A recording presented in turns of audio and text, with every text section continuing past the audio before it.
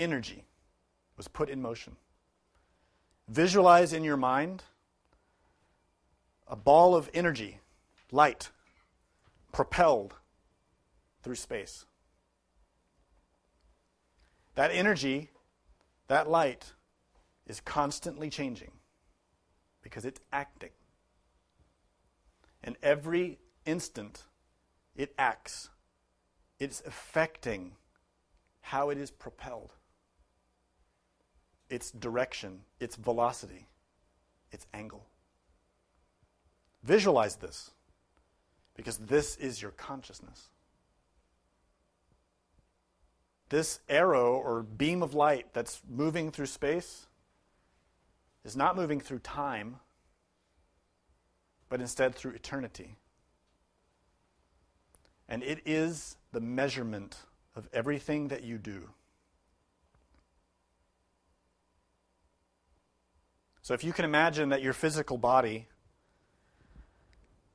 is a vessel that is energized and activated by this flow of energy.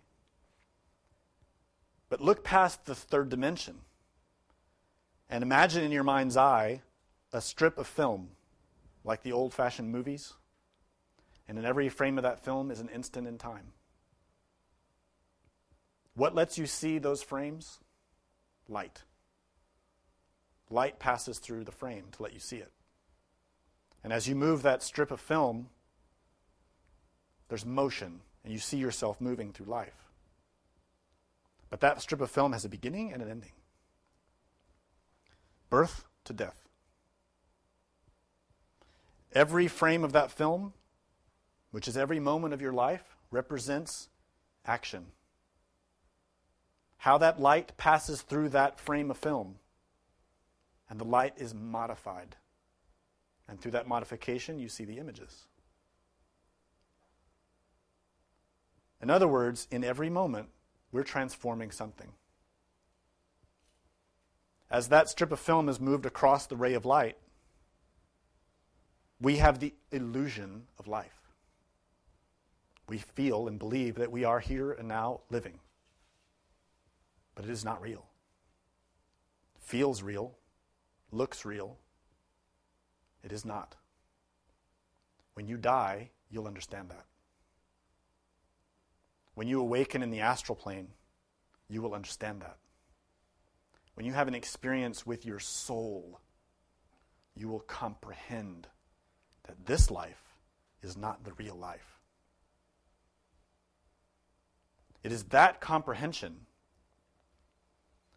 that allows you to start to see that that film strip that's moving across that ray of light and modifying everything can be changed. The scariest comprehension that happens when you engage in this effort is when you start to realize not only that the energy of consciousness doesn't die, and that we have lived before in another body, but that previous body was pretty much the same life that we have now. I know that most of us like to think that in our previous existences, we were great masters. We were Joan of Arc, or Mary Magdalene, or John the Baptist, or somebody like that. But that's your ego. If you want to know who you were in your previous life, look at who you are right now, because that's who you were.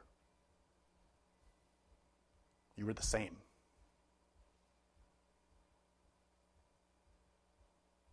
Doesn't feel good, but it's true.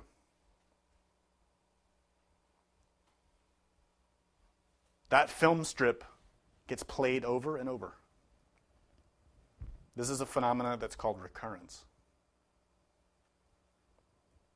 And it's a law of nature.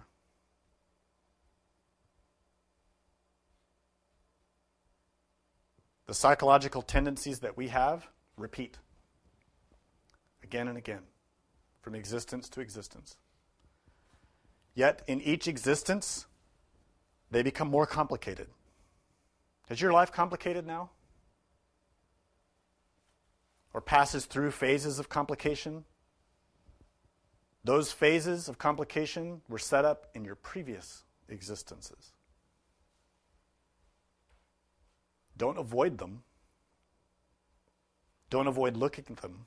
Comprehend them. And it's through that comprehension that you can stop the repetition.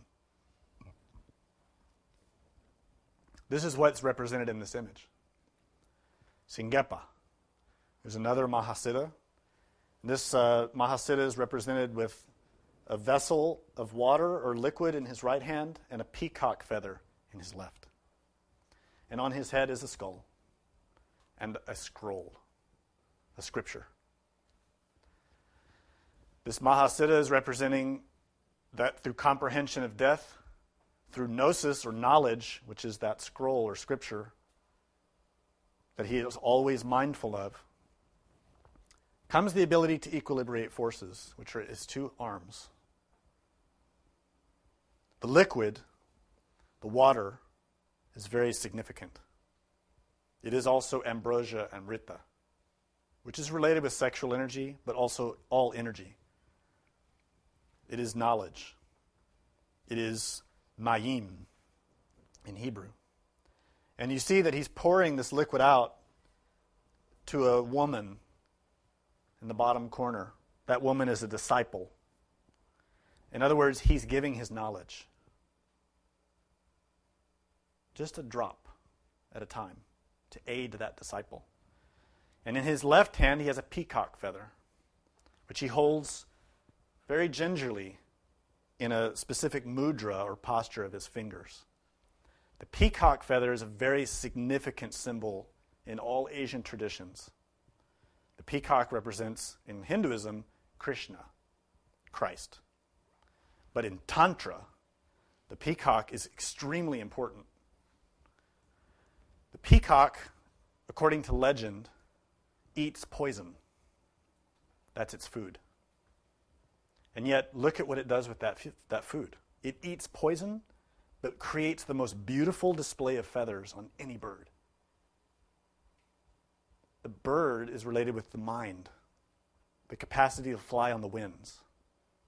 The peacock represents a tantric practitioner who takes the poisons of life, the bitterness of desire, craving and aversion, and comprehends that and transforms it into beauty, into love.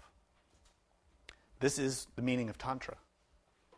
It is a continuum or flow of energy that we learn to harness and transform. This is the great teaching that death gives. We learn to transform death into life. All the Christians and Jews are waiting for resurrection. Yet none of them fully comprehend that to resurrect, you have to die. And that death is not physical, it's psychological. All the scriptures are totally equal in stating no murderer can go to heaven, no adulterer can go to heaven, no fornicator can go to heaven, no thief, no liar. We are all of those things. How are we going to go to heaven unless those parts of ourselves die? They do not die with physical death. Energy is not destroyed.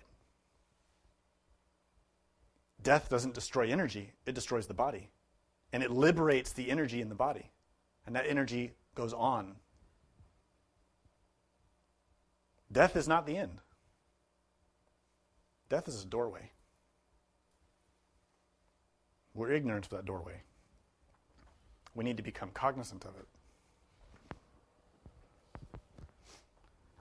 Everything is modified by laws. Death is a law. And it is modified by laws.